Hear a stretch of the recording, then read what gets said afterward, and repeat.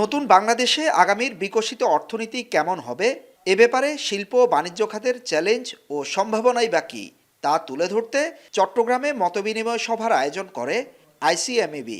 সভায় ব্যবসায়ীরা এবছর সরকারের সবচেয়ে বড় চ্যালেঞ্জ মূল্যস্ফীতির নিয়ন্ত্রণ নিয়ে আলোচনা করেন। মতবিনিময় সভায় এনবিআর চেয়ারম্যান বলেন, বেসরকারি বিনিয়োগকারীরা দেশের কর্মসংস্থান ও অর্থনীতির চাকা সচল রেখেছেন। তাই জাতীয় রাজস্ব বোর্ড আগামীতে যথাসম্ভব ভ্যাট ট্যাক্স কমিয়ে আনবে। আগামী বছরের মধ্যে পুরো ব্যবস্থা অনলাইনে নিয়ে আসা হবে বলেও জানান তিনি।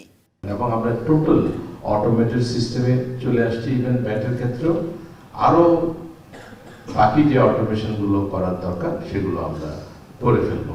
এ সময় ২,০০০ কোটি টাকা সম্পদ মূল্যের কারখানাকে সরকার কি করে ২৭,০০০ কোটি টাকা ঋণ দিল সে বিষয়ে প্রশ্ন তুলে বাণিজ্য সচিব বলেন, বাংলাদেশে প্রাইভেট সেক্টরে ২০০ থেকে ২৫০ রকমের দুর্নীতি হয়। তাই অন্তর্বর্তী সরকারের রাজনৈতিক সংস্কারের চেয়ে অর্থনৈতিক সংস্কারই প্রধান চ্যালেঞ্জ বলেও মন্তব্য করেন তিনি।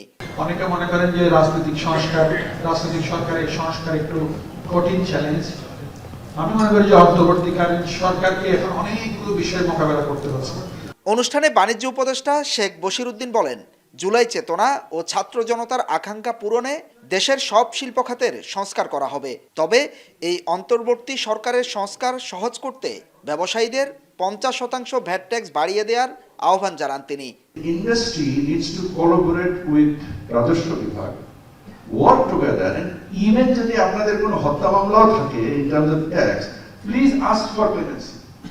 And as a collective body আপনারা বলেন যে আমরা এই 50% ভ্যাট বাড়াই দেব। সম্ভব। আগামী বছর দেশে মূল্যস্ফীতি কাটিয়ে দেশি বিদেশি বিনিয়োগ বাড়বে বলেও আশা তার। So you see the amount of efficiencies that we are coming forward. Hossain Ziyad, এখন চট্টগ্রাম।